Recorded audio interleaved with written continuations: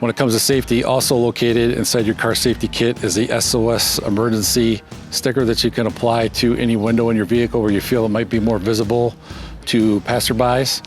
All you have to do is remove the adhesive backing on each side and apply it to the inside of your window so people can see it as they drive by.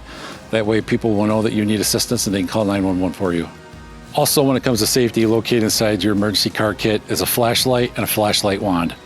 You can use your flashlight to illuminate any areas that you can't see if you have any kind of roadside emergency and you need assist seeing. And then also you have this wand which attaches to the top of the flashlight to activate the flashlight, and you can use it to try to direct people and let them know you need help, or to show people to go around your vehicle. Also, when it comes to safety, located on the rear of your car safety kit bag is additional illumination.